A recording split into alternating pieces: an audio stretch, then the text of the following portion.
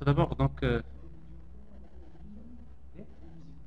vidéos, ce que vous voulez. Vous voulez des formes?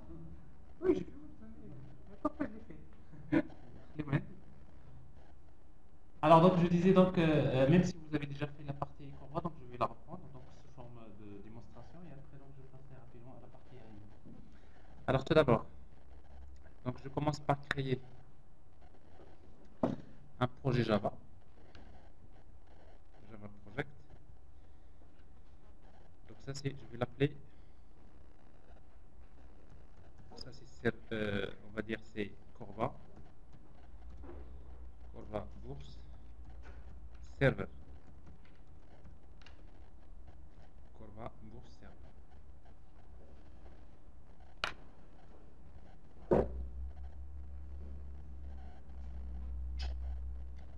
Alors, au départ, je n'ai rien, donc la première des choses que j'ai besoin de mettre en place, c'est la base de données. Alors, je vais vérifier si la base de données est mise en place, sinon je devrais la mettre tout d'abord.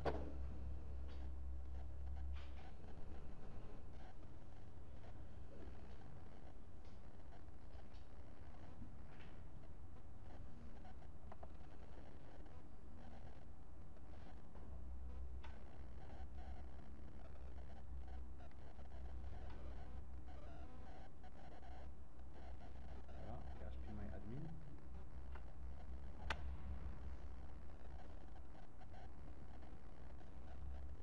Alors, la base de données, dans notre cas, devrait s'appeler Bourse WS. Il n'y est pas, non? Alors, je vais la prendre. En fait, cette base de données, j'ai déjà la base de données dans la documentation que je vous ai donnée.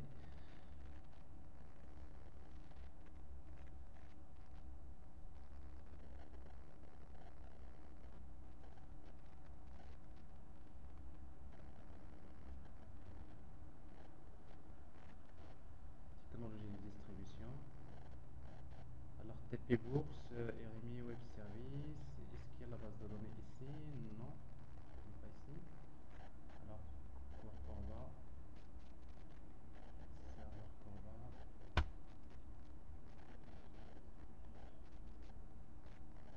Voilà. Il y a une base de données ici, donc je vais prendre juste la base de données et je vais la déployer dans. Alors, c'est pas un script, mais pour déployer une base de données directement, donc directement dans le dossier data, MySQL data. Alors, je suppose que ici, donc, je vais coller ce dossier-là, cette base de données. Donc, ici, F5. Alors, j'ai bourse WS. Alors, il contient une table de cotation qui contient les enregistrements suivants. Donc, ça, c'est la base de données. Alors, par la suite, donc j'ai besoin de créer la couche métier. Alors, pour mettre en place la couche métier, donc on a besoin de créer la classe cotation tout d'abord. Donc, ça, c'est le package métier. Alors, on aura également besoin de créer la classe métier bourse. Alors, dans ce TP-là, on vous a fourni le code. Vous pouvez faire copier-coller parce que c'est pas ça l'objectif. Donc, métier bourse. Ou bien? Oui, mais pour le moment, donc, je vais juste copier le code et après, par la suite, on copiera le package à chaque fois qu'on en aura besoin. Et après, on aura besoin également de créer une classe test, parce qu'il faut tester. Test métier.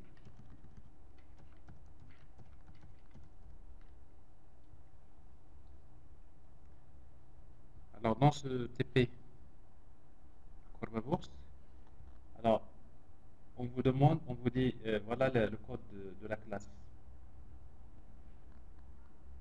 cotation. C'est une classe sérialisable.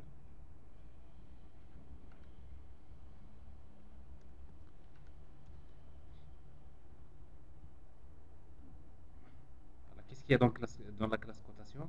Rien de spécial, c'est une classe qui est sérialisable avec le numéro de la cotation, code société, la date de l'action, la date de cotation et après la valeur de l'action.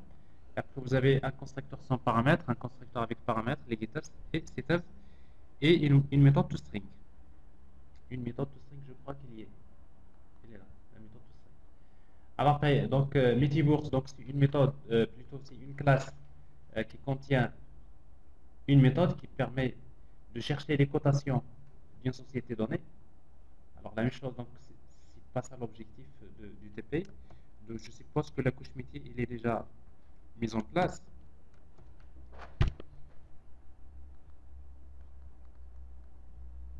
Alors tout ce que je fais ici, donc j'ai une méthode qui reçoit le code de la société et qui permet de retourner une liste de cotations. Donc cette méthode-là, elle va exécuter la requête select étoile from cotation where code société égale le code de la société et qui permet de faire le mapping objet relationnel et qui permet de retourner les cotations. Alors bien sûr, donc avant de passer à quoi que ce soit, il faut tester la couche métier. Alors pour la tester, donc on vous donne une classe test métier que vous allez devoir exécuter pour vérifier est-ce que la couche métier fonctionne bien. Parce que si le métier, si vous ne testez pas la couche métier, par la suite la couche service, vous aurez des problèmes et vous n'aurez pas à comprendre de quoi s'agit-il. Alors dans ce test-là, tout ce qu'on fait, c'est qu'on va tenter de récupérer la liste des cotations de la société HVP, on va les afficher. Alors bien sûr, si vous tentez d'exécuter au début, vous allez voir qu'il y a une exception qui va être signalée. Alors cette exception-là, elle est liée au pilote GDVC. Ça, vous l'avez déjà fait. Alors donc j'ai besoin de récupérer le pilote GDVC. Le pilote GDVC de MySQL. Alors où est-ce que je vais le mettre? Je vais le mettre dans le projet. Alors dans le projet, on peut généralement dans le dossier, on va créer un dossier lib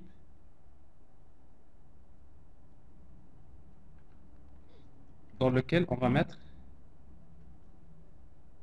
le projet. Past.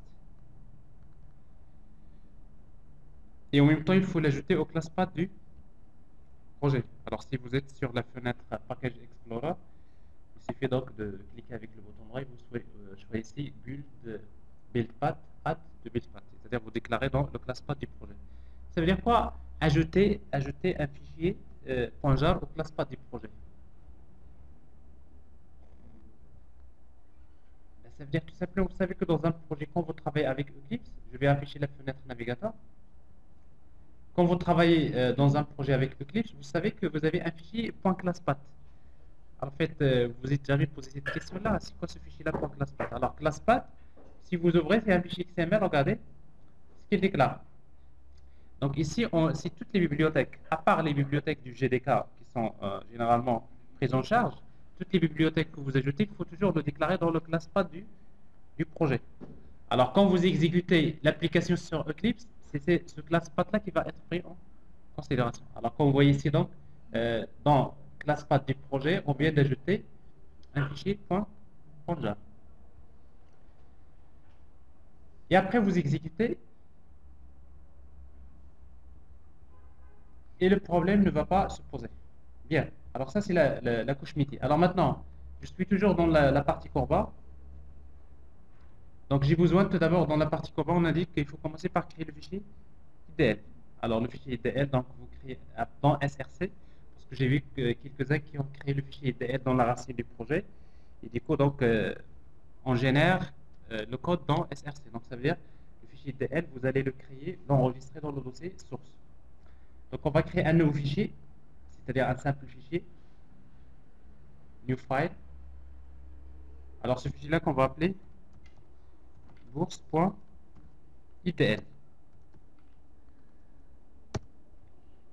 Alors la chose la plus importante dans Corba, c'est de rédiger l'IDL. Alors dans notre cas, vous allez m'aider à faire ça. Alors on commence par le module. Alors le module, on l'a appelé bourse. Alors je disais que le module, l'équivalent du module, c'est package. Alors par la suite, on aura besoin de déclarer une structure. Alors cette structure, on l'a appelée C cotation. Alors dans la structure C cotation, on va déclarer, c'est quoi une cotation? Alors une cotation est définie par long le numéro de la cotation, num cotation. En fait, long c'est un int, n'est-ce pas? Mais si vous voulez avoir un long, il faut mettre long. Ensuite, il y a la date de cotation. Alors ici, donc, dans le langage IDL, il n'y a pas de type date. Donc, si vous voulez déclarer la date, il y a deux manières. Soit vous travaillez avec string, ben, soit tout simplement vous créez une autre structure que vous allez appeler date, et dans laquelle vous déclarez le jour, le mois et l'année. Donc c'est à vous de... S'il y a des nouveaux types, il faut les spécifier sous forme de structure. Alors ici, donc, je vais tout simplement préférer travailler avec string. Donc il y a la date de cotation. Ensuite, il y aura la valeur de l'action qui est de type double, val action. Ensuite, le code de la société qui est de type string.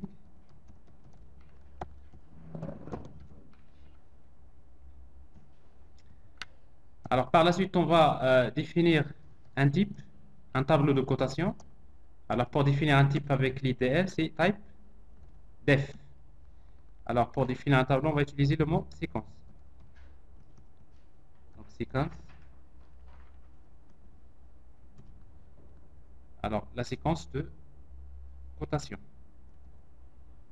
C'est cotation.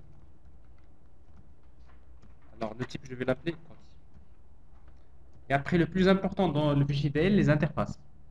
Parce qu'une interface, ça symbolise un objet distant. Alors, pour créer une interface, on utilise le mot interface. Je vais l'appeler bourse.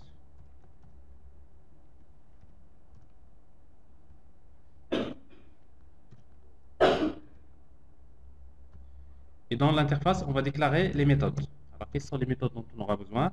Il y aura tout d'abord la méthode qui permet de retourner un tableau de cotation. Alors, cotes. Alors, la méthode, on va l'appeler get cotation. Elle reçoit un paramètre in qui est de type string.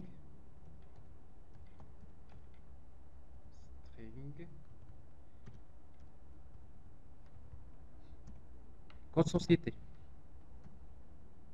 Alors, j'ai également une méthode qui permet de retourner un double. Get moyenne cotation. Alors, get moyenne cotation. La même chose, on va donner comme paramètre in string le code de la société. Ça veut dire que tout simplement, je suis en train de promettre, je promets un client distant que je peux lui offrir ces services-là. Et votre client distant, parce que là, vous êtes en train de concevoir un objet distant Corva, mais c'est qui va l'appeler? C'est une autre application. Alors, cette application-là, donc, pour savoir quelles sont les différentes opérations que je peux appeler à partir d'un client, tout simplement, tout ça est écrit dans le fichier ITL. Nous avons dit que l'équivalent de les fichiers ITL pour les web services, c'est le WSDL. Sauf que le WSDL, il est décrit en utilisant le langage XML. Mais l'IDL existait avant les web services. C'est pour cela que, forcément, avec les web services, on a beaucoup simplifié le concept.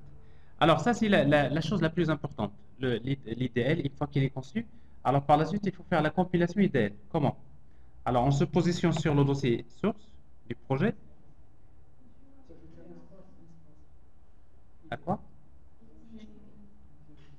Alors, j'aimerais bien laisser les erreurs, c'est pas un problème. Alors, s'il y a des erreurs, on aimerait bien les voir au moment de la compilation. Il y a un espace qui manque.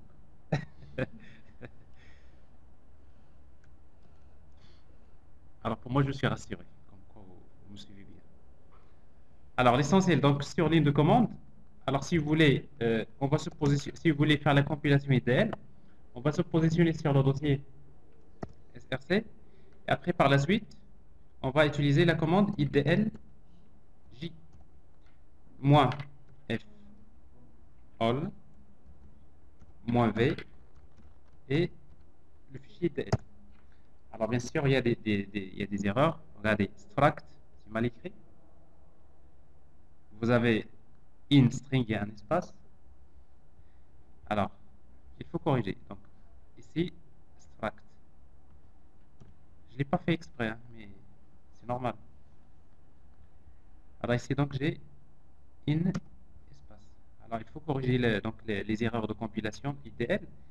Vous recompilez. Voilà, ça marche. Et quand ça marche bien, vous aurez besoin d'actualiser avec F5. Et vous pouvez bien qu'il vous a généré un dossier bourse. Alors, ce dossier-là, qu'est-ce qu'il contient? Il contient le skeleton. Alors, le skeleton, il porte le même nom de l'interface suivie de PO. Il contient également le stab, mais également, il vous génère d'autres classes qui vont être utilisées côté serveur et côté client. Et parmi les classes qu'il génère également, il y a la classe C cotation. Alors, C cotation, c'est une structure. Alors, forcément, il faut avoir une classe Java qui correspond à C cotation. Alors, vous voyez donc C cotation, elle est définie par les attributs numéro cotation, la date, la valeur de l'action, code-société. Alors, ici, donc, c'est des attributs publics avec un constructeur sans paramètres, un constructeur avec paramètres. C'est tout ce qu'il y a. Mais il faut bien noter que C cotation, c'est une classe qui doit implémenter une interface qui s'appelle IDL entité, qui est fournie par Corba. Le seul moyen pour sérialiser un objet avec Corba, c'est qu'il doit implémenter cette interface. Alors maintenant, on va passer à l'étape suivante. L'étape suivante, c'est créer l'objet distant. L'implémentation de l'objet distant. Créer l'objet distant, c'est créer une classe. Alors cette classe-là, on va l'appeler bourse implémentation. On va la mettre dans un package différent. Il ne faut pas mélanger les packages parce que le package bourse, pour moi, c'est là où je mets les stab et skeleton. Alors ici, donc, je vais mettre par exemple les servants. Dans un projet, il y a des objets distants. Alors quand on travaille avec Corba, on les appelle les servants. Donc pour moi, c'est dans ce package-là que je vais mettre le servant. Alors un servant, c'est un objet distant Corba. C'est-à-dire que c'est un objet dont les méthodes peuvent être invoquées à distance via le bus Corba. Donc on aura besoin, la seule chose que vous devrez connaître, c'est que on a besoin d'hériter d'une classe de skeleton. Et le skeleton, c'est une classe qui porte le même nom que la classe bourse et suivi de POA. Alors quand vous héritez de cette classe, il est clair que vous serez obligé de redéfinir les méthodes. Alors pourquoi? Parce que si vous regardez le code source de bourse POA, ben vous trouverez que bourse POA lui-même, il implémente l'interface bourse operations. Et bourse operations, c'est quoi? C'est une interface qui déclare les interfaces que vous avez dans l'IDL. Ce qui fait que obligatoirement, ici, on est obligé de redéfinir les méthodes. Alors ici, donc, je clique sur l'erreur, implémenter les méthodes, mais j'ai quand même besoin de la couche métier. Alors pour moi, la couche métier, donc je vais déclarer une variable de type métier implémentation. Alors généralement, la couche service, il s'appuie toujours sur la couche métier. Métier. Et après cette variable-là, je vais l'initialiser au niveau du constructeur. Alors le constructeur, je vais générer un constructeur sans paramètres. Et dans lequel je vais instancier la classe métier implémentation.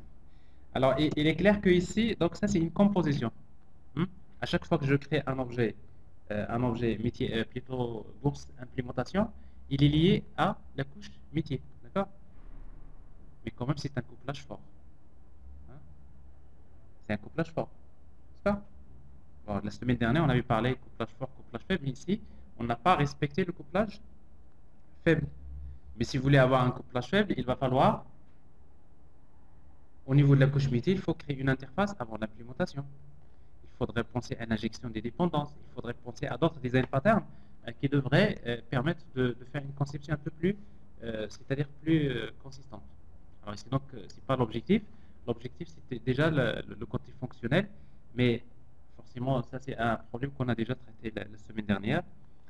Et par exemple, Spring injection des dépendances peut faire quelque chose pour vous. Alors, bien sûr, c'est pas ça l'objectif. Alors maintenant, on commence par la méthode qui permet de retourner la moyenne. Alors, je veux retourner les moyennes des cotations, donc je vais tout d'abord déclarer une liste de cotations. Alors, liste de cotation métier, cotation du package métier. Alors, je sais très bien que la couche métier contient une seule méthode d'ailleurs, Cette méthode s'appelle getCotation. Ben, je lui donne le code de la société et qu'est-ce qu'il va me retourner? Une liste. Voilà ce que je reçois de l'immédiat. Moi, ce qui m'intéresse, c'est de retourner la moyenne des cotations. Alors ici, donc, j'ai besoin de faire une boucle et de calculer la moyenne. Alors, pour calculer la moyenne, donc j'ai tout d'abord, je vais initialiser la somme égale à 0. Et après, par la suite, je fais une boucle pour chaque cotation C de la liste des cotations. Je fais la somme. Somme plus égale, c'est-à-dire somme égale somme plus C point get valeur d'action. Donc je fais la somme des valeurs d'action et à la fin, qu'est-ce que je vais retourner comme résultat? C'est la somme divisée par cotation point size. Ça, c'est la moyenne. Alors ça, c'est une méthode dans laquelle, ça c'est un exemple, un bon exemple quand même. Pourquoi? Parce que je fais appel à la couche métier, je récupère une liste d'objets et après je vais faire un calcul au niveau de cette méthode pour pouvoir calculer la moyenne. Pourquoi? Parce que tout ce qui m'intéresse, moi, côté client, il veut la moyenne, par exemple, des cotations. Alors maintenant, ici, on a besoin de retourner, de consulter à distance les cotations d'une société donnée. Alors donc, on va reprendre la même chose, c'est-à-dire on a besoin de récupérer la liste des cotations à partir de la couche métier, premièrement. Mais deuxièmement, il faut bien noter que ici, ce qu'on devrait retourner, c'est un tableau de cotation Corba. C'est-à-dire de ces cotations, ben, il faut tout d'abord créer ce tableau-là. Alors pour créer le tableau, donc on va utiliser donc les cotations égale new ces cotations et je donne la dimension du tableau. Et la dimension du tableau, c'est cotes.size. Et après, donc ici, donc, je suis obligé de parcourir la liste des cotations métiers et je les transférer dans un tableau d'objets cotation Corba. Donc, il faut bien noter qu'ici, qu'une opération de mapping entre les objets métiers et les objets Corba est nécessaire. Je récupère un objet métier, mais l'objet métier que je récupère, il ne peut pas être sérialisé par l'ORB Corba, donc il faudrait le convertir ou bien le transférer ou bien le mapper vers un autre type qui est sérialisable. Alors c'est pour cela que alors je vais arrêter.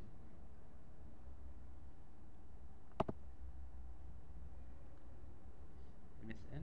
Alors vous savez que parfois quand vous démarrez MSN, quand vous appuyez sur contrôle, ça vous arrive, contrôle espace, ça marche pas. Il intercepte le raccourci. C'est pas le cas, sinon ça va bloquer. Alors donc ici donc les cotations, new cotation, et après donc on va parcourir. Alors pour parcourir, on va utiliser for pour chaque cotation. De préférence ici on va utiliser une boucle for int i égale 0 et inférieur cote.size et plus. Alors qu'est-ce que je fais? Je récupère une cotation C, c'est-à-dire je vais l'appeler MC. MC c'est métier cotation. Cote égale c'est cotes.get. Get i, c'est-à-dire je récupère la cotation numéro i, mais en même temps je vais créer un objet C cotation. CC égale new C cotation. Et après je fais le mapping, c'est-à-dire C cotation, Corba cotation, point. À quoi est égal le numéro de cotation? Égal, c'est MC, point, get, numéro cotation. À quoi est égal CC, point, la date cotation. C'est MC, point, get, date, cotation. Mais s'il y a un problème de type, get, date, cotation, elle retourne un objet de type date, ben je le convertis en string. Alors, je vais utiliser ici point to string.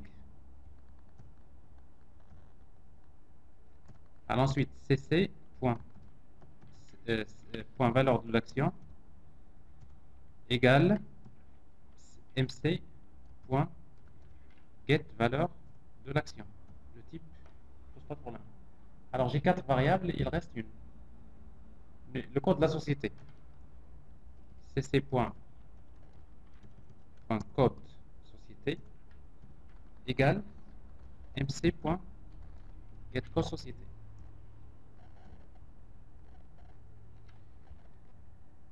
Et bien sûr, il ne faut pas oublier de jeter ça au tableau. Donc les cotations de i, à quoi est égal cc. Et on va retourner le tableau. Donc ça, c'est également un bon exemple de méthode au niveau Corba dans lequel on voit bien une exigence particulière dans Corba, c'est que on est obligé de faire le mapping entre les objets métiers et les objets Corba. Alors par la suite, donc on va, une fois que vous créez ça, le reste, pratiquement un serveur Corba, un client Corba. Donc vous aurez besoin de prendre un exemple de serveur que vous allez essayer d'adapter.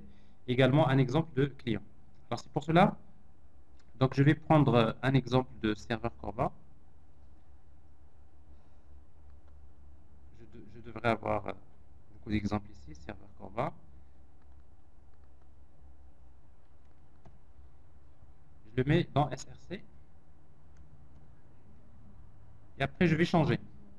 Alors, les seules choses que vous allez devoir changer, c'est l'implémentation de l'objet distant. Alors, quel est l'objet distant? C'est bourse implémentation.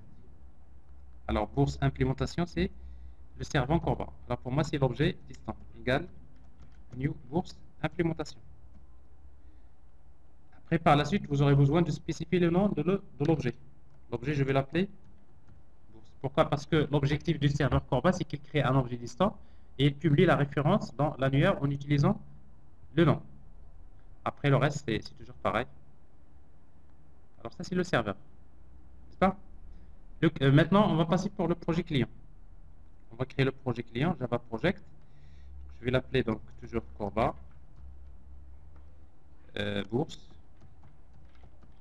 Client.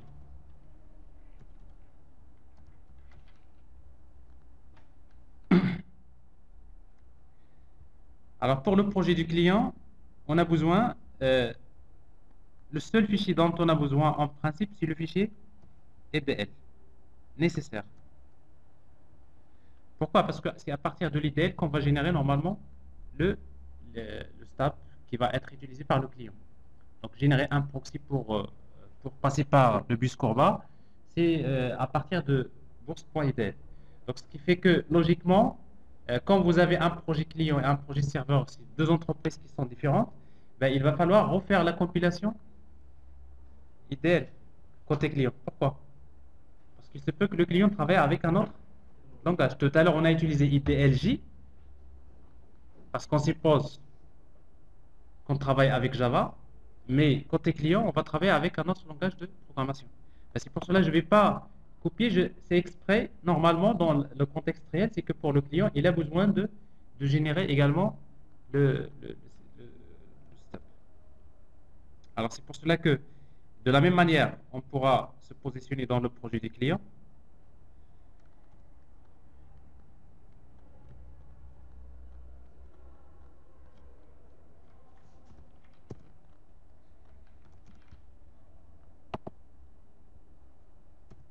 Et on reprend la commande. IDL. Je suis toujours IDL. Donc IDLJ. Toujours moins F all moins V. Bourse IDL. Alors, en vrai, on n'a pas besoin de la faire. Pourquoi? Parce qu'on a déjà fait. On a déjà généré un dossier. Il suffit de prendre le dossier, de le copier. Mais ça, c'est important. J'aimerais bien que vous le fassiez une deuxième fois. Comme ça, vous allez comprendre qu'en fin de compte, ici, je ne vais pas utiliser IDLJ. Je vais utiliser un autre IDL C++, par exemple. C'est-à-dire pour générer le stable en utilisant le langage C++. Donc, Corba, il est fait justement dans ce sens. C'est que le serveur a un langage et le client, c'est un autre langage. Bon, je refais la même chose. Il faut bien noter que donc l'IDL, c'est un contrat entre le client et le serveur. Une fois qu'on se met d'accord sur ce contrat-là, bon, chacun utilise ce fichier-là pour faire son application. Et après, forcément, nos applications, elles vont se comprendre sans aucun problème. Toujours F5 pour actualiser. Donc on va régénérer à peu près le même fichier.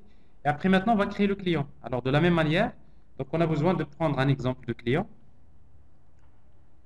Alors comme je disais dans Corba, il y a des codes techniques. Parfois, il y a beaucoup de copier-coller que vous allez refaire. C'est pour cela que ici, donc, je vais prendre un exemple de client Corba. Client Corba, CTRL-C, et vous mettez en place le client. Et après, vous aurez besoin d'adapter. Alors, qu'est-ce qu'il faut adapter? Tout d'abord, ici, l'interface.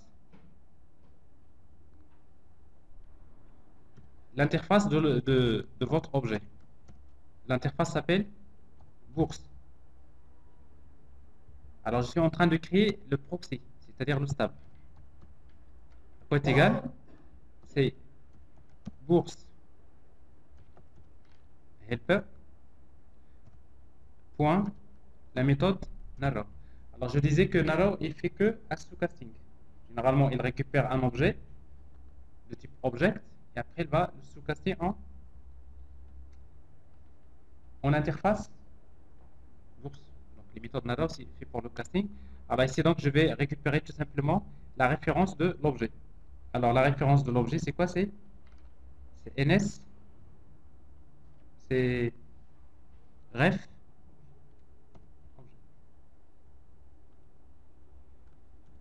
Alors, c'est quoi ref objet? C'est la référence de l'objet distant. La référence. Comment récupérer la référence de l'objet distant? En utilisant la méthode resolve. Resolve, c'est que... Ça veut dire quoi resolve? Resolve, c'est ça. Quand vous utilisez dans le client resolve, ça veut dire que vous êtes en train de contacter l'annuaire. Vous lui donnez le nom. Alors, comment il s'appelle le nom? C'est... Quand j'avais créé au serveur un objet distant, je l'ai appelé bourse. Alors maintenant, le client, il récupère la référence de l'objet distant en utilisant le même nom. Bien. Alors par la suite, donc une fois que vous créez le stab, qu'est-ce qui reste à faire? C'est l'invocation des méthodes.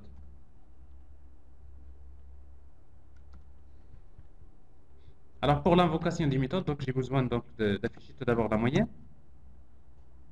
Si vous voulez, vous pouvez toujours demander à l'utilisateur de saisir le code de la société, etc., donc dans une interface. Alors donc je vais afficher la moyenne des cotations de par exemple SGMB. Donc c'est le stab.get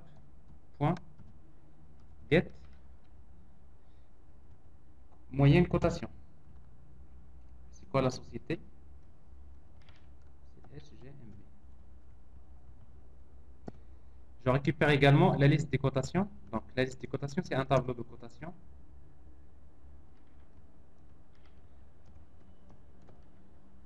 Égal, c'est le stab.get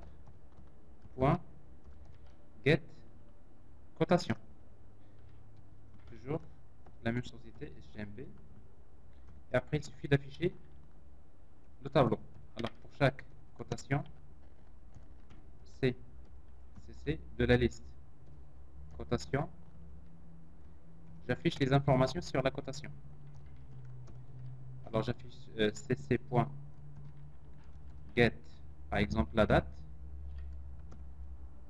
Il n'y a pas de date. En fait, parce qu'en fait, les attributions publiques, il n'y a pas de getters. Date cotation, plus, on va afficher par exemple la valeur de l'action. cc.getVal, plutôt .val action. Alors le développement est terminé, qu'est-ce qui reste? Le déploiement, le lancement. Alors pour le lancement, alors maintenant, regardez bien. Si vous voulez lancer le serveur sur ligne de commande, parce que dans le premier TP que vous avez fait hier, il n'y avait pas de problème. Mais si vous le faites ici, donc vous allez voir, il y a un problème qui va se poser. Alors regardez bien. Donc je vais me positionner dans le projet du serveur.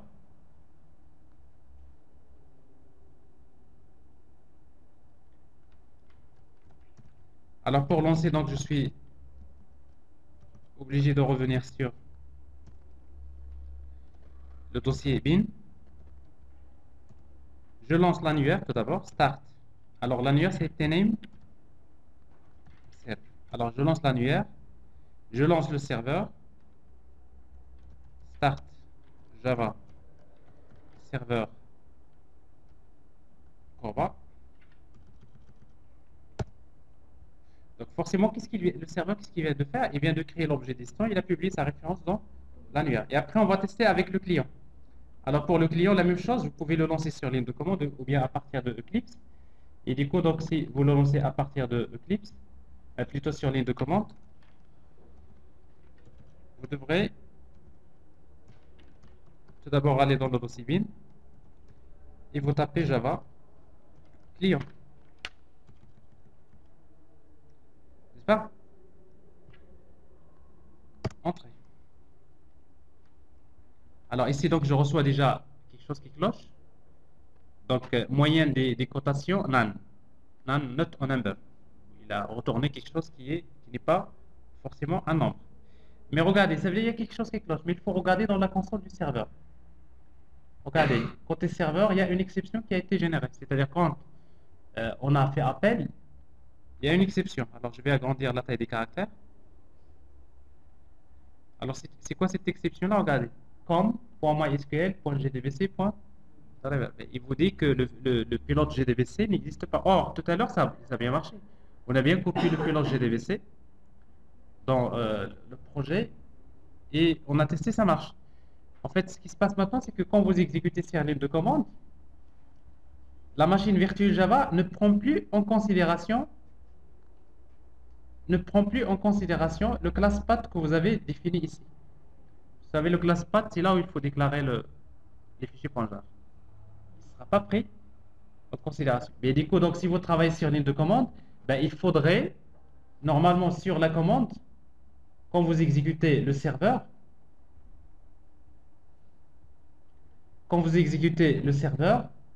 il faut taper start Java. Il y a l'option -cp, -class path. C'est-à-dire s'il y a de nouveaux fichiers .jar que vous ajoutez dans le class path, il faut le spécifier -cp et vous spécifiez le chemin où se trouve le fichier .jar. Mais le problème, c'est quand vous avez plusieurs fichiers .jar, ça devient un peu très délicat. N'est-ce pas? Alors c'est la raison pour laquelle ce qu'il faut faire, c'est que tout simplement, dans notre cas, on peut créer une variable d'environnement dans laquelle on va essayer donc de placer une variable d'environnement class path dans laquelle on va spécifier le chemin du jar. Alors ici donc j'ai le pilote GDBC. Je suppose que le pilote GDBC se trouve ici. Donc ça c'est son chemin. Fichier, le chemin complet. En fait le chemin complet. Emplacement.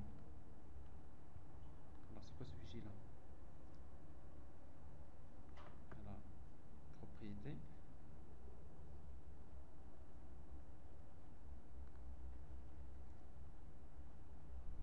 Pas un problème. Alors je prends tout ça. CTRL-C. Donc le chemin complet, c'est ça. C'est très lent, hein, n'est-ce pas? Parce que là j'ai un chemin qui est un peu assez complexe. Mais ce que j'aurais pu faire, c'est que de prendre le fichier .jar. Pourquoi ne pas le mettre définitivement dans la racine, par exemple? Vous le mettez quelque part. L'essentiel, c'est que le fichier .jar, je le mets quelque part. Alors ici, donc, je suppose que le fichier .jar se trouve dans la racine C. D'accord? Et dans ce cas-là, je prends le nom du fichier .jar. Et qu'est-ce que je vais faire? Donc, les variables d'environnement. Propriété. Système. Variable d'environnement. Et après, vous savez qu'on peut créer la variable d'environnement class path. New. Une variable qui s'appelle class path. Alors, si vous n'avez pas la variable d'environnement class path, il faut la créer. Si vous l'avez, il faut la modifier. Mais dans tous les cas, class path, généralement, on trouvera toujours point. Il commence par point, point virgule. Et après, le chemin. C'est-à-dire, c'est le point, anti-slash, le chemin où se trouve le fichier .jar. S'il y a plusieurs fichiers .jar, il faut les déclarer ici. c'est point virgule et le chemin. Pourquoi il faut toujours commencer par point? Ça signifie tout simplement quand la machine virtuelle Java va chercher une classe, il va la chercher tout d'abord dans le dossier courant. S'il ne la trouve pas, il va les chercher dans l'ensemble des fichiers point Java. Alors si vous oubliez point, si vous créez la variable d'environnement classe path, si vous oubliez point, il n'y a rien qui va marcher. Parce qu'à chaque fois, même si vous tentez d'exécuter l'application, il vous dit que l'application n'existe pas. Même si votre application se trouve dans votre dossier. Pourquoi? Tout simplement parce que pour lui, le class path, où est-ce qu'il va chercher votre application? C'est dans l'ensemble des chemins qui sont déclarés dans la variable d'environnement class path. Alors si vous faites cette opération-là, alors bien sûr, vous savez que quand vous changez une variable d'environnement, vous avez besoin de fermer ces fenêtres et de les relancer.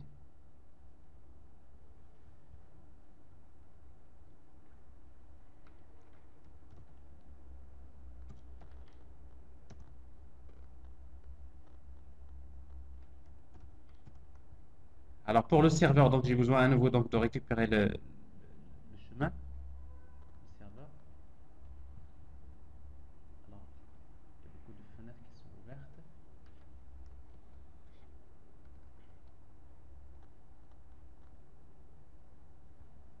Alors, Eclipse. Il est où Eclipse? Alors le projet du serveur, donc c'est dans le dossier bin, le chemin.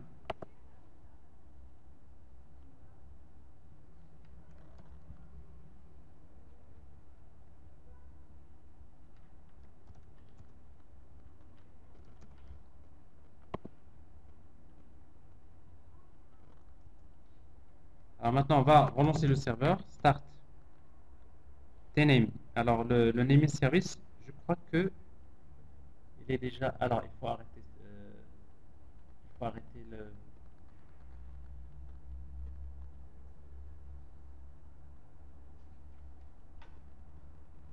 Alors je me retrouve plus sur ça. Je ferme toutes les fenêtres. Alors voilà l'annuaire, c'est ça. Voilà.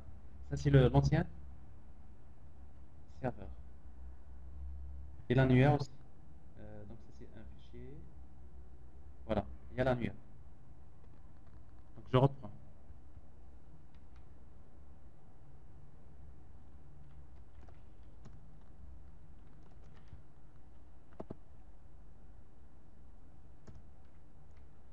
Alors start tname step premièrement, et après on va démarrer le serveur Java serveur, et après on va démarrer le client.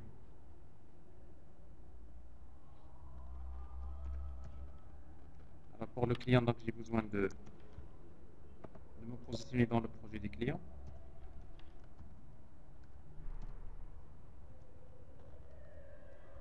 Donc cd va client bin, j'exécute Java client Cora.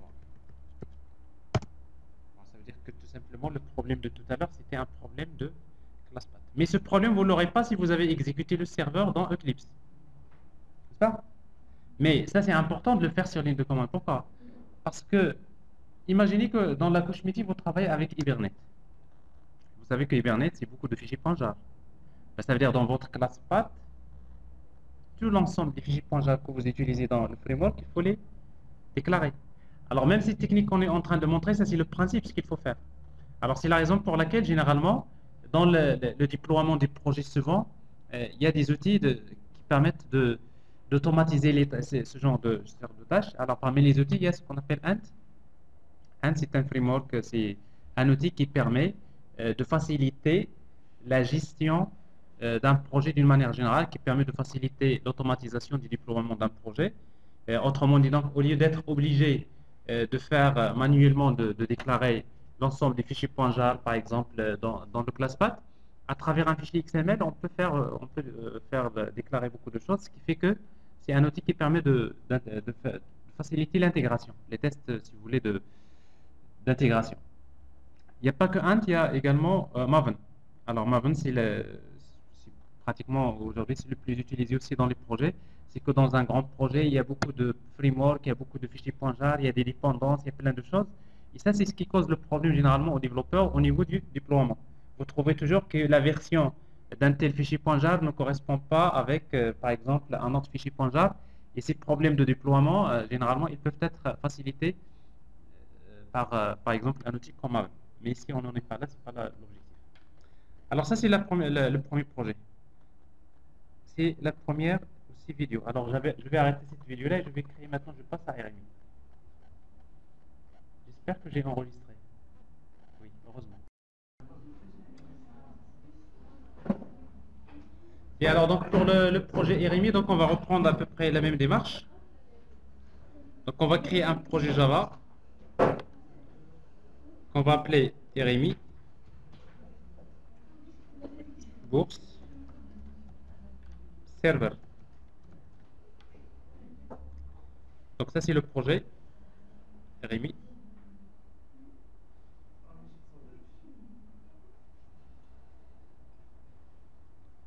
Donc RMI. Alors tout d'abord, on a besoin de quoi dans le projet, le serveur? On a besoin de la couche métier. Donc je prends le package métier, je le mets dans SRC. Le métier, il ne faut pas le changer.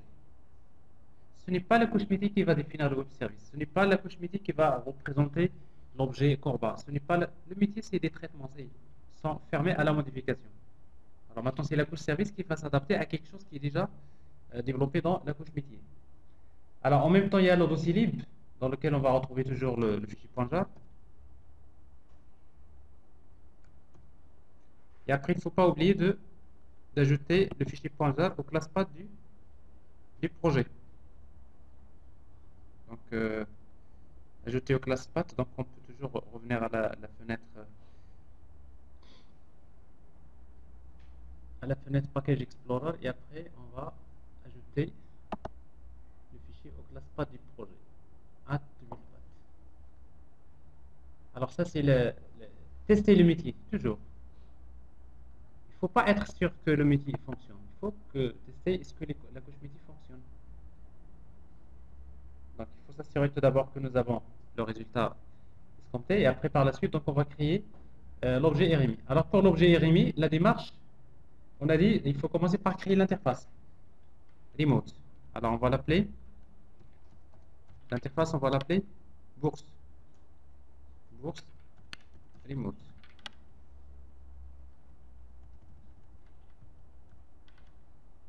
Je peux l'appeler comme je veux, mais en tout cas, c'est bien toujours de mettre l'interface suivie de remote, c'est-à-dire c'est l'interface remote. Alors, quel package? Ben, tout simplement, c'est le package RMI. Donc, je ne vais pas mettre package server, je ne vais pas mettre package, etc. RMI, c'est-à-dire ça concerne des objets RMI, c'est la couche service.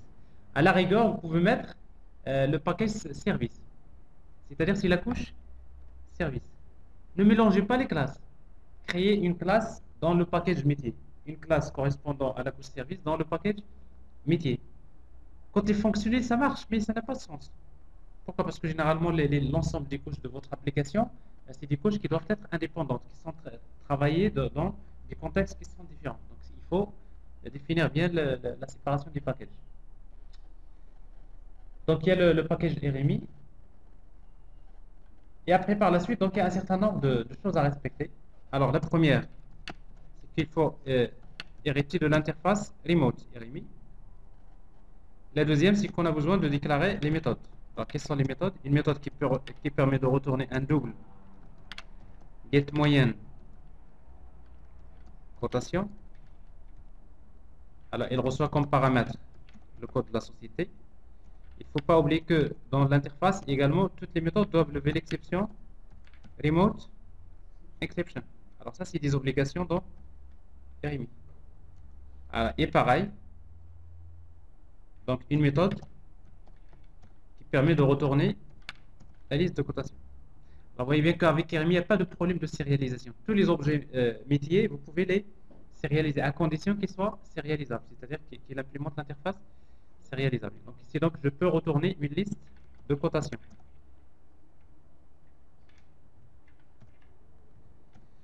Alors, get cotation avec comme paramètre string le code de la société.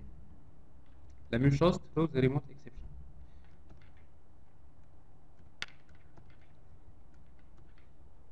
Ça, c'est la première des choses. Créer l'interface remote. Deuxièmement, créer l'implémentation. Créer l'objet distant, RMI. Alors, on va l'appeler, c'est bourse implémentation.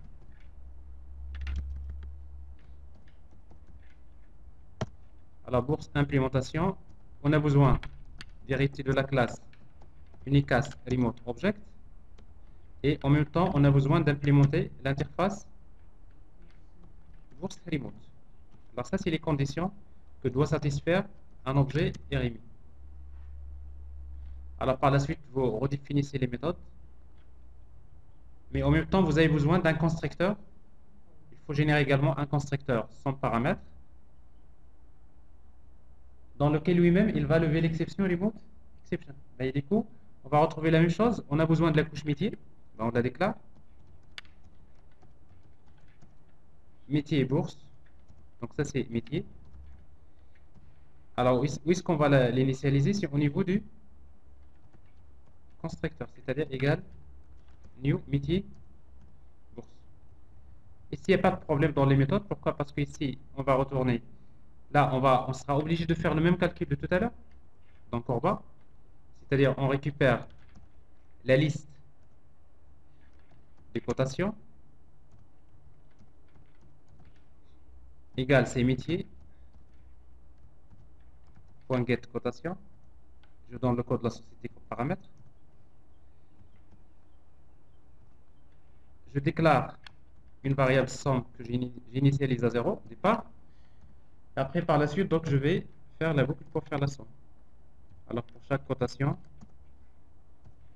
c'est de la liste des cotations, somme égale somme plus somme égale somme plus c point get valeur action. Et à la fin, qu'est-ce qu'on va retourner? On va retourner la somme divisée par le nombre de cotations, c'est-à-dire cos.16. Voilà. Alors ici, donc, il n'y a pas de problème, il n'y a rien à calculer. On va juste récupérer la liste et on la retourne. Je récupère la liste des cotations à partir de la couche métier et directement return cost. Alors faites bien la différence maintenant entre dans cette méthode, entre la méthode Corba et la méthode au niveau de RMI. RMI, on n'a pas de problème de mapping entre les objets métiers et les objets. Pourquoi? Parce que l'interface de l'objet distant, elle est développée avec Java. Alors que dans Corba, l'interface, elle est développée avec les DL. Et dans les DL, on ne peut pas utiliser les types Java. Et ça pose le problème de mapping entre les objets métiers et les objets Corba. Alors ici, donc, il n'y a pas de souci. Alors, qu'est-ce qu'il reste à faire maintenant? Vous créez l'objet distant, il faut créer le serveur. Le serveur. On va créer une classe qu'on va appeler serveur RMI. Alors, le serveur RMI, d'une manière générale, ben, c'est une classe dans laquelle vous aurez à créer l'objet distant et de publier la référence de l'objet distant dans l'annuaire. Alors, l'objet distant, c'est bourse implémentation. Donc, ça, c'est l'objet distant égal new bourse implémentation.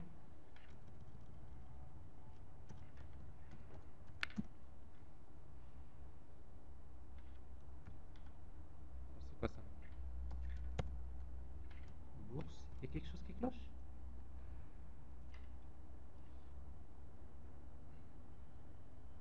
Bourse. Bourse implémentation. Et après, on a besoin de faire un try catch obligatoire. Ah, un problème de visibilité. Il fallait se rendre compte. Alors, quand vous générez un constructeur, par défaut, il l'a généré protected. Alors, comme on n'est pas dans le même package, on n'a pas le droit de créer une instance. Donc le constructeur devrait être public. Et après, donc, on va faire un try catch. Ça, c'est question des exceptions. Et après, on va publier. Alors, pour publier, on va utiliser la classe naming de RMI avec la méthode rebind. Et on spécifie l'adresse. C'est RMI /local host. Ensuite, le numéro de port, généralement, c'est 1099. Ici, on va spécifier l'objet distant. Alors, vous remarquez bien que dans RMI, le serveur, il y a moins de code technique. Créer l'objet distant, publier. Avec Corba, il faut initialiser l'ORB, il faut créer le PR manager, il faut récupérer le contexte, etc. Donc, c'est un peu avec RMI. Donc, le seul code technique que nous avons ici, c'est try catch. Alors, on exécute maintenant, avant d'exécuter le serveur, on a besoin de créer le client. Alors, pour le projet du client, on a besoin de créer un autre projet qu'on va appeler toujours bourse client, plutôt RMI, bourse client. Alors, on a ici dans RMI, on n'a pas de l'IDL, on n'a pas de WSDL. Tout ce qu'on a, c'est qu'on a besoin, dans le projet du client, copier les interfaces et les objets sérialisables. Alors, on a besoin de quoi dans le projet de client, RMI client? On a besoin de l'interface remote et on a besoin de la classe cotation. Pourquoi? Parce que la classe cotation, c'est une classe qui est sérialisable. Alors, qu'est-ce qui se passe quand vous prenez l'interface? Je prends... Mais il faut faire attention. Pourquoi? Parce que l'interface, quand vous la copiez, elle doit garder son package. C'est-à-dire, finalement, on va prendre le package. Mais j'ai sauté quand même une chose importante. Je n'ai pas généré le stub. Alors, il faut le faire. Alors, pour générer donc le stub et skeleton avec, dans RMI, il faut tout d'abord se positionner dans le dossier bin.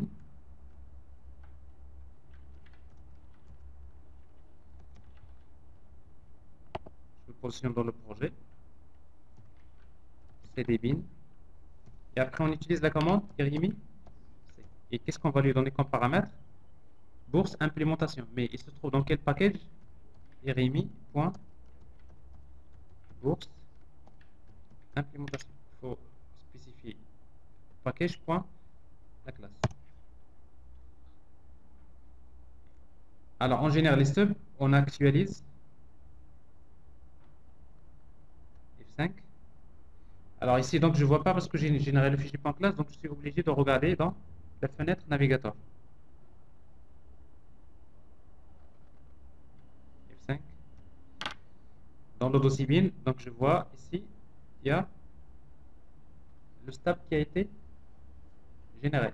Alors maintenant, forcément, j'ai besoin tout d'abord, côté dans le projet des clients, comme je disais tout à l'heure, ben, j'ai besoin d'un certain nombre de choses à copier. Premièrement, j'ai besoin de la classe cotation. Alors la classe cotation se trouve dans le package métier. Alors si vous voulez bien faire, vous copiez carrément le package. Et après vous supprimez les classes. Alors ici donc je vais prendre le package métier, mais en réalité côté client, je n'ai pas besoin de métier box. J'ai besoin que de la classe. J'ai besoin que de la classe cotation. Pourquoi? Parce que cotation c'est une classe sérialisable. J'ai besoin de l'interface RMI. Alors l'interface RMI se trouve dans le package RMI. La même chose, donc je prends le package RMI. Après, par la suite, je vais supprimer cette implémentation. Tout ce que je vais garder, c'est l'interface. Alors, il est clair que l'interface ne peut pas fonctionner s'il n'y a pas la classe cotation, parce que l'interface, il dépend de la classe cotation. Oui. Donc, tous les objets sérialisables doivent être copiés dans le projet du client et l'interface de l'objet distant. Et après, le dernier fichier qui reste, c'est le stub. Alors, le stub, généralement, vous allez le mettre dans son endroit, c'est-à-dire dans le dossier bin, vous avez bourse implémentation.stab. Et après, on va le mettre dans le dossier bin. Il doit garder le même package, c'est-à-dire le package RMI. C'est-à-dire dans le dossier bin du client, j'ai l'interface et j'ai le stab. Mais également, il ne faut pas oublier que j'ai également la classe cotation. Voilà les trois éléments que je dois avoir dans le projet du client. Alors, une fois que vous faites ça maintenant, par la suite, donc il faut créer le client. Alors, le client, c'est une classe, une application. Donc je vais l'appeler le client RMI du package.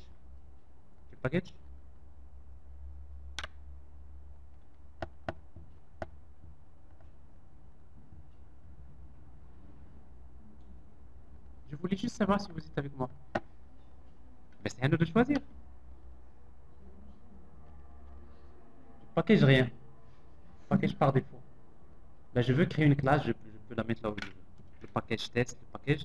Mais généralement, il ne faut pas mélanger les packages. Donc ça, par exemple, ça c'est pour tester le client. Alors, qu'est-ce qu'on fait dans le client? La même chose. On déclare l'interface, on crée le stab, c'est-à-dire en déclarant l'interface de l'objet distant. L'interface c'est bank remote. Donc ça c'est le stab égal à quoi? C'est stab. C'est pas stab, c'est naming. Lookup. Alors lookup, on consulte l'annuaire. L'annuaire se trouve dans RMI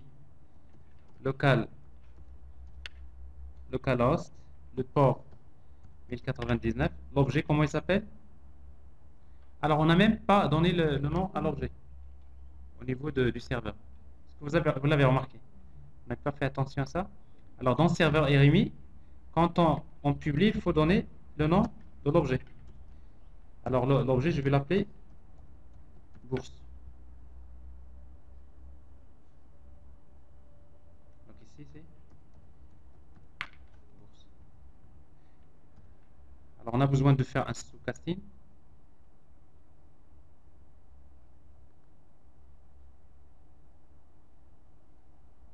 On a besoin de faire un try catch. Je peux me limiter à un seul catch.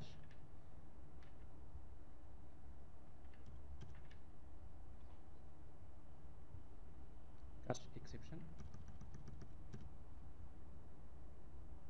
Et après, j'appelle les méthodes. Alors, l'appel des méthodes, donc j'appelle directement. Je veux récupérer la moyenne. C'est quoi? C'est stab.getMoyenne directement. Le code de la société, je prends toujours SGMB. J'affiche. C'est pas string. Ça, c'est un signe de fatigue. Et après, je récupère la liste. La liste des cotations à partir de stab.getCotation. La même chose, donc c'est SGMB. Et j'affiche. Donc ça, c'est la moyenne. Donc c'est la variable moyenne. Et après, je fais une boucle pour afficher les cotations. Pour chaque cotation C de point cotes, j'affiche. Alors c'est C.get la date de cotation plus la valeur de l'action.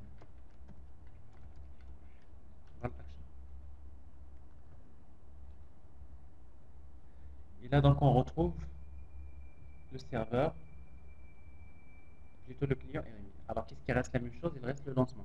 Alors, pour le lancement, on va le faire sur ligne de commande, de la même manière.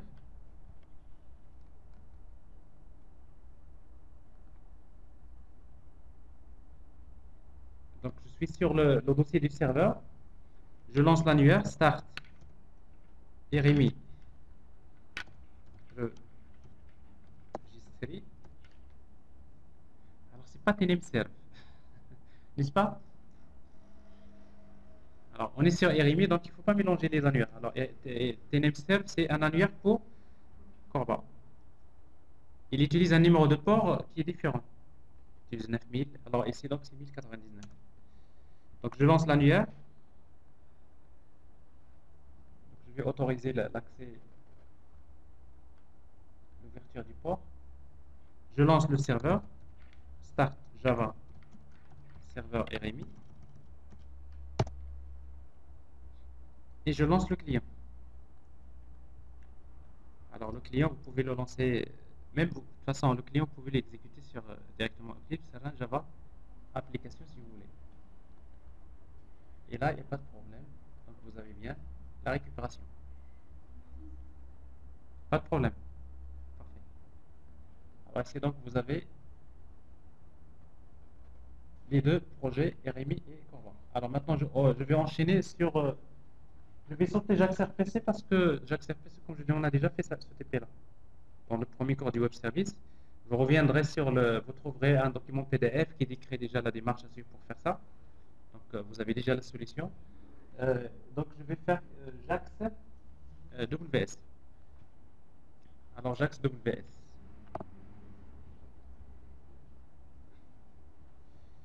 Alors tout d'abord, je vais arrêter cette vidéo-là. Stop.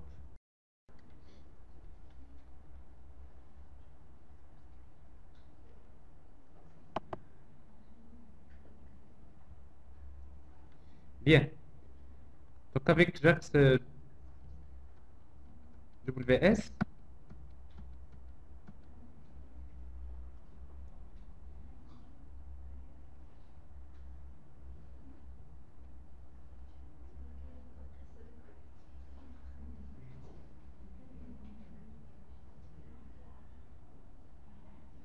donc avec JAX WS, donc on va reprendre la même démarche. Un nouveau projet Java. Alors un nouveau projet Java qu'on va appeler projet, on va l'appeler donc comme tout à l'heure, c'est JAX WS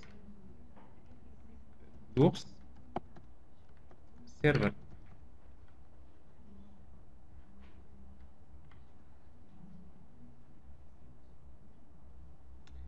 La même chose. Donc on a besoin, à partir de l'autre projet, récupérer la couche métier. On va la mettre dans le dossier SRC. On a besoin de récupérer quoi d'autre? Le fichier .jar. Et en même temps, on a besoin de le déclarer dans le class path du projet. Donc ça, c'est le JAX WS.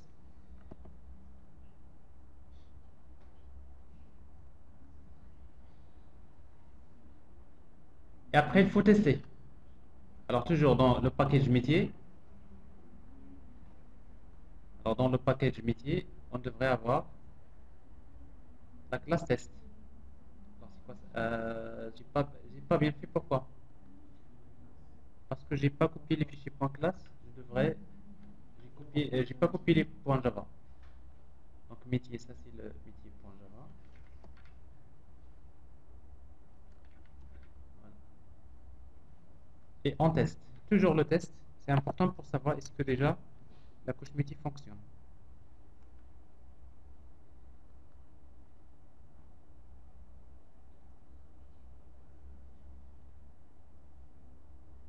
Alors je crois que j'ai exécuté une autre application. Java application.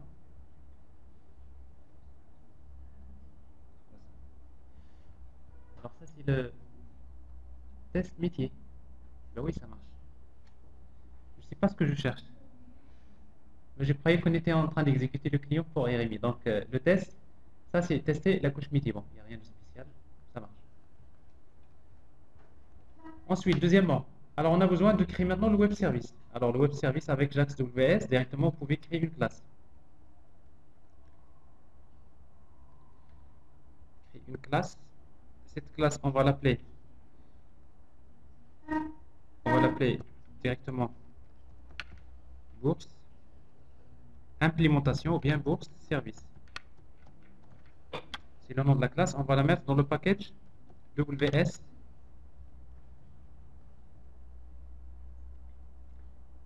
Directement, je passe comme avec le web service, je peux commencer par l'interface. D'ailleurs, généralement, il est conseillé de commencer par l'interface avant de passer à l'implémentation, ce qui n'est pas obligatoire.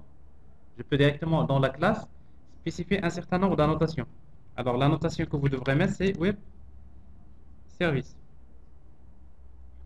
Et après, vous spécifiez service name égale le nom du web service.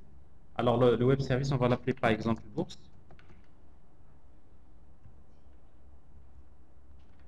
Bourse WS. Et après, target namespace, c'est pour spécifier l'espace non correspondant. http://ws/test, par exemple. Donc, je rappelle juste que en fait, le target namespace, ça correspond au namespace qui correspond au package. Parce que quand on va générer le WSDL, on doit spécifier comment devrait s'appeler le namespace. Alors ensuite, il y a les méthodes. Tout d'abord, on va faire appel à la couche métier avec la classe. Il y a une composition avec la classe métier implémentation. Métier. On a la même chose, un constructeur.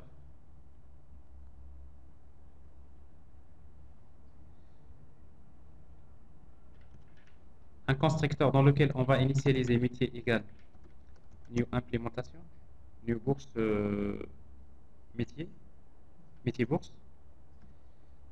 Et après, on a deux méthodes. Alors, la méthode qui permet de retourner la moyenne.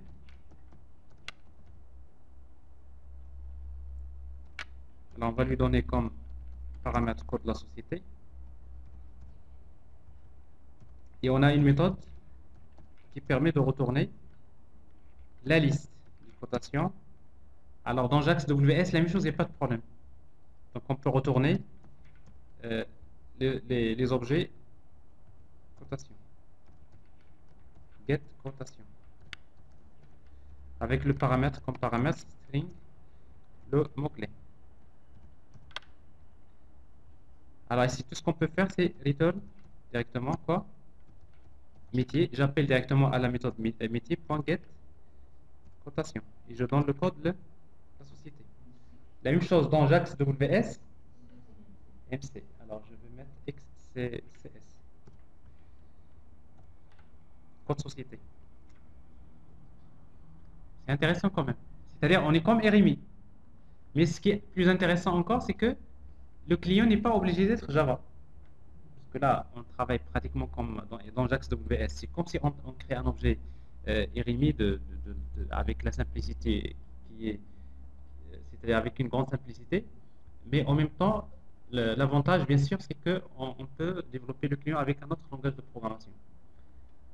Alors, get moyenne. Alors, dans get moyenne, donc je vais prendre le code que j'ai écrit directement dans le package RMI, métier implémentation. C'est la même chose. Donc, calculer la moyenne des cotations. C'est le même code que vous avez là. Et d'ailleurs, cette méthode-là, elle a la même implémentation dans aussi bien que Corba, RMI, que JAX-W. C'est la même implémentation. C'est le même code, n'est-ce pas? Pourquoi? Parce que tout simplement, on retourne un type primitif. Donc, il n'y a pas de problème.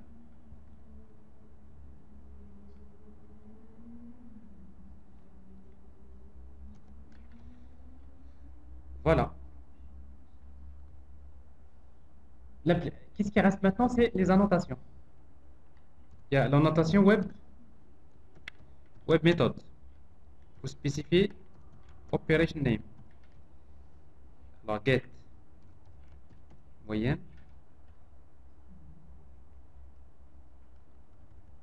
Alors, vous pouvez l'appeler comme vous voulez. Moyenne cotation. C'est-à-dire que ça, c'est quelque chose qu'on n'a pas la possibilité dans RMI et Corba. On appelle la méthode par son nom.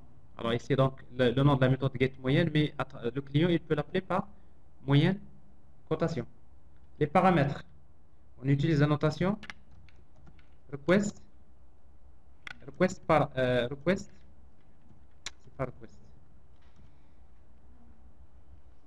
Web param. Alors, request param, c'est Spring MVC, n'est-ce pas?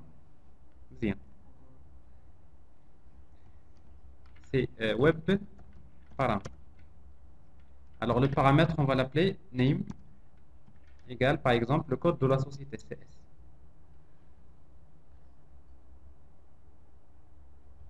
Mais CS, il est déclaré de quel type? Le type, le type string. Et notre alors qu'est-ce qui se passe? Alors méthode. Non, je sais pas.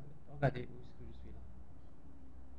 Alors j'ai complètement raté la cible. Je ne suis pas ici. C'est dans les paramètres de la méthode. N'est-ce pas? Voilà. Alors la même chose ici, donc on va spécifier web méthode. Donc operation name égale get cotation. Et après ici on va spécifier la même chose web param. Voilà. Alors vous créez le web service, vous avez déjà développé. Alors qu'est-ce qui reste? Il faut générer le skeleton. Alors pour générer le skeleton, donc on a besoin de se placer dans le dossier SRC du web service. Propriété. On spécifie le chemin.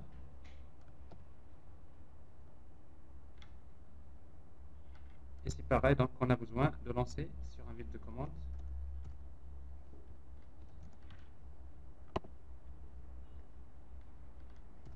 Alors quelle est la commande qu'on va utiliser pour générer le skeleton? Pour le serveur JAX WS.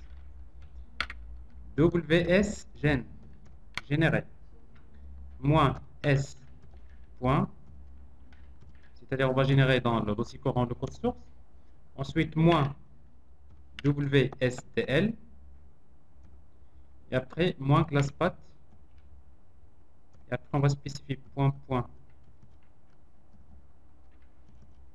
quel clavier point point slash bin slash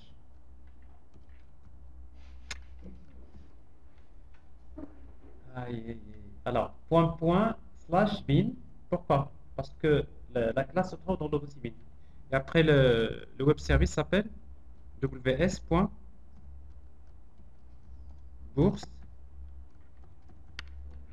service. Donc ça c'est la commande à utiliser pour générer.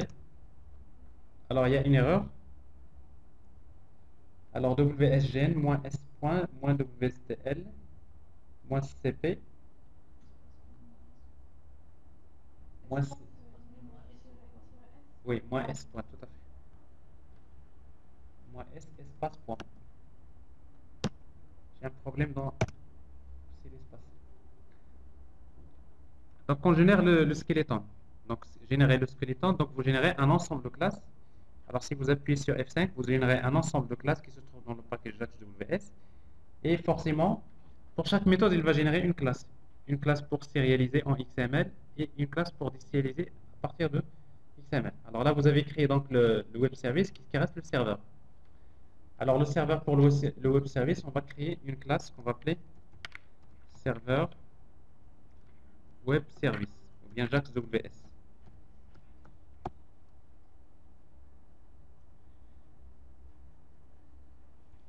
Alors la même chose, le serveur JAX-WS, c'est comme RMI. Il y a pratiquement une seule ligne qui vous permet d'ouvrir le service d'écoute. Alors je déclare l'adresse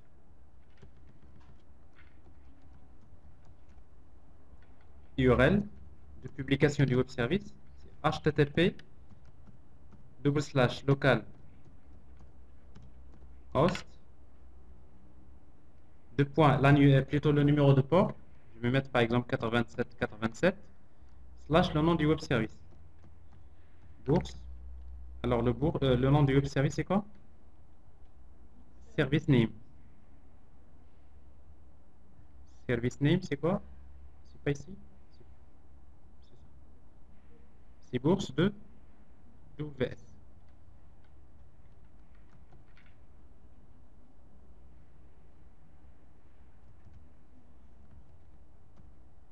Et après, on va utiliser la classe endpoint. La méthode publish. Alors, l'adresse, c'est quoi? C'est URL.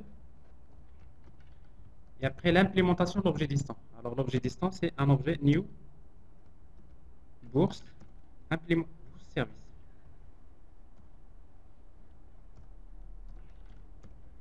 Et vous affichez l'URL de publication. Alors, vous voyez donc un serveur JAX-WS. Alors maintenant, il faudrait le démarrer. Là, Java application. Et si le serveur JAX-WS est démarré, vous n'avez qu'à le tester avec un client SOAP. Alors, la meilleure façon, c'est d'utiliser Oxygène, comme on a l'habitude de faire. Alors là, je crois que j'ai une explosion de programmes qui sont démarrés.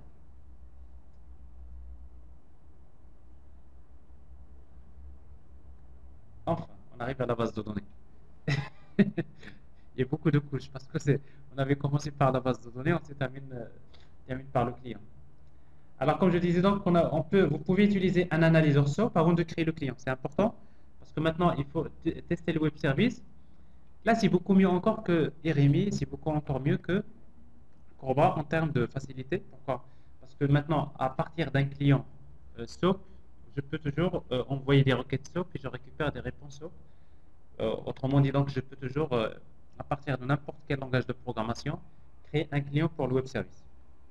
Alors, la seule chose dont vous aurez besoin de savoir, c'est l'adresse. Donc, on va spécifier, on va ouvrir l'analyseur WSDL. Et après l'adresse, c'est HTTP local host. Le numéro de port, c'est 8787 / ton nom de web service bourse WS, point d'interrogation WSDL. Alors si l'adresse est bonne, il n'est pas bon. Local 8780.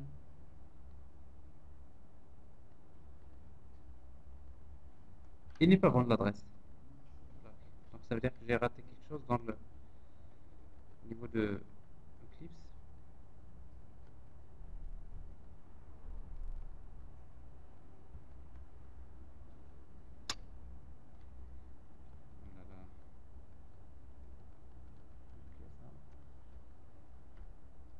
C'est localhost 8787 /.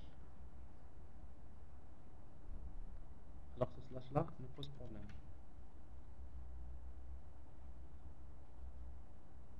Alors on va le serveur. Qu'est-ce qu'il a? Il n'y a pas de Tomcat ici. Ici on a créé un serveur JAX-WS parce qu'on ne passe pas par Tomcat.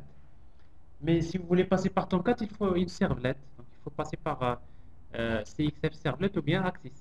Alors, on n'a pas encore traité les deux cas. Ici donc je suis toujours dans la base. Je suis à peu près dans la même démarche que Corba, que RMI.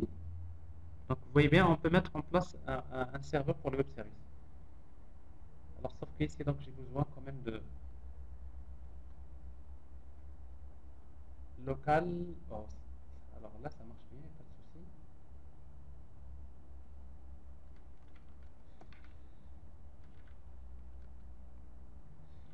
Alors je lance un navigateur.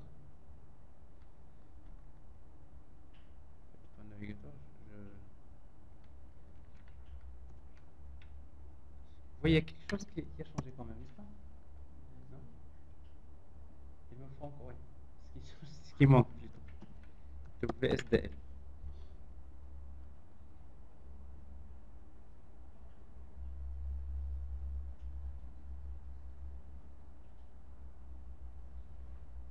Voilà. Alors ici donc, ça veut dire que vous envoyez une requête SOAP. Et vous pouvez, d'ailleurs, avec un navigateur comme Internet Explorer, vous pouvez déjà visualiser le WSDL.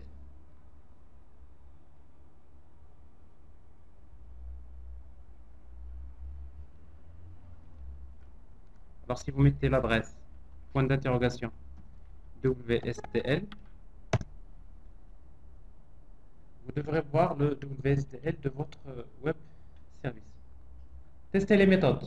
Alors, on va tester la méthode moyenne cotation. Alors, on va envoyer comme paramètre SGMV. On envoie le paramètre et on reçoit la réponse. Regardez, il y a ici une réponse. Alors ici, donc, je vais tester également get cotation. Je donne le paramètre, le code CS,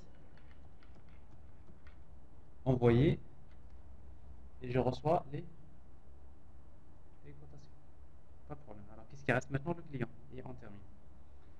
Alors, pour le client, il ne faut pas regarder ce message-là. Pourquoi? Parce que quand vous demandez le WSDL à partir de Internet Explorer, vous envoyez une requête HTTP.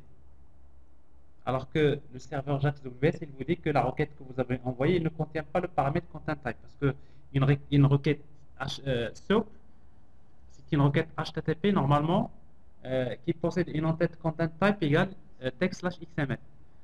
Mais ça, c'est juste quelque chose qui ne va pas influencer sur l'exécution de votre application.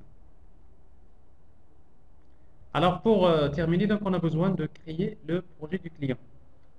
Alors, pour le projet du client, donc, ça va être toujours JAX WS client.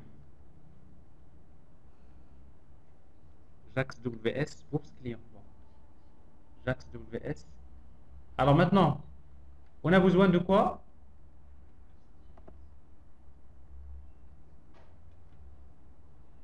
Côté client. On doit générer les stubs. À partir de quoi? À partir du WSDL. Alors avec Corba, on a besoin de l'IDL pour générer le stub. Alors avec les web services, on a besoin de WSDL pour générer le stub. Alors le stub, c'est un fichier que vous pouvez enregistrer dans le dossier SRC. Plutôt le WSDL, je vais prendre le chemin où se trouve le dossier SRC. Et directement, avec un navigateur, si je connais l'adresse du web service, j'ai déjà le WSDL. Donc, je vous rappelle juste que le WSDL, c'est l'équivalent de l'IDL Corba. Et après, on va enregistrer.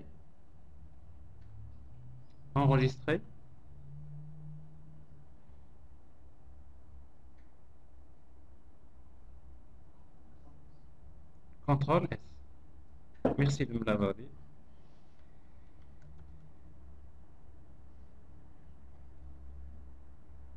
Et page. Alors, enregistrer sur. Donc, CTRL S n'a pas marché. Alors, le fichier, je vais l'appeler, donc, dans le dossier SRC, je vais l'appeler bourse.wsdl.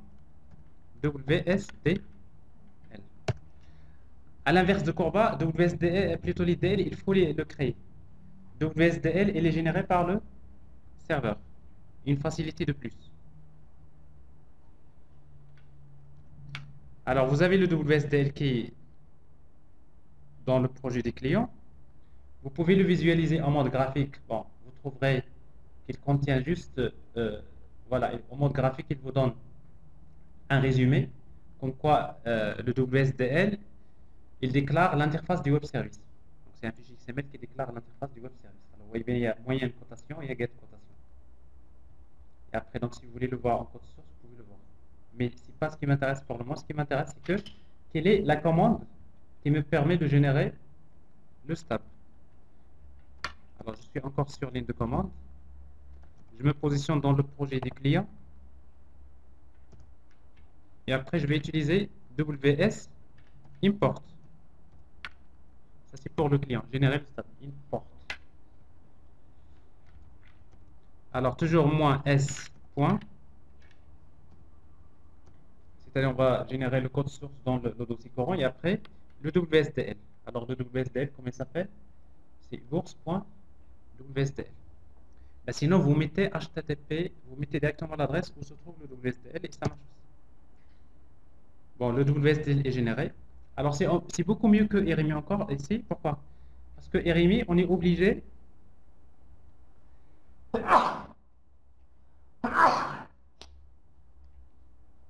Déjà, RMI, c'est que le client doit être Java. C'est-à-dire, forcément, c'est la communication entre deux applications client-serveur Java. Avec RMI, on est obligé dans le projet des clients copier l'interface remote, copier la classe cotation, etc. N'est-ce pas? Alors qu'ici, on n'a besoin que de WSDL. On génère le reste. Et si vous appuyez sur F5 pour actualiser, ben vous trouverez que vous avez généré un ensemble de classes, y compris la classe cotation, qui est sérialisable. C'est normal, parce qu'il est déclaré dans le WSDL. On n'a même pas besoin de chercher ce que c'est. Après, vous aurez besoin de savoir comment créer un client. La même chose. Alors, créer un client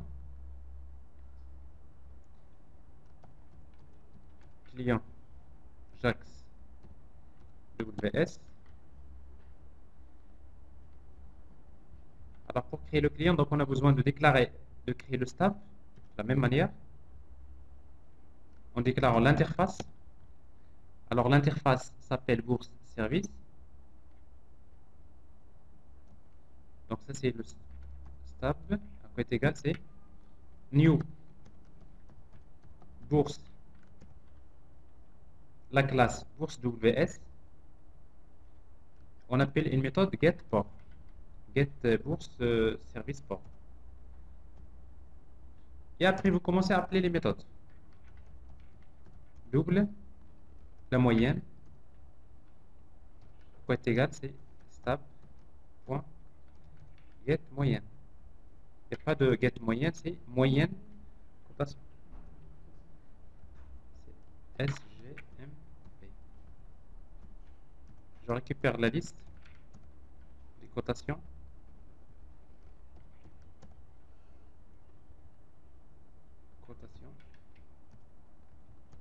Encore, c'est égal. C'est stab.get cotation. Je donne comme paramètre SGMP.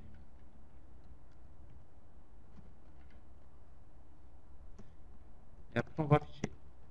Qu'est-ce qu'on va afficher? Donc, la moyenne. C'est la variable moyenne. Et je fais une boucle, la même chose. J'écris une boucle pour chaque cotation. C'est deux points de la liste cotation. J'affiche la cotation C. Point get date cotation plus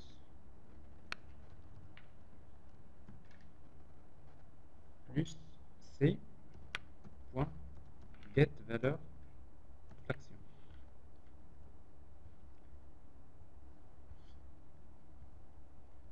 Voilà.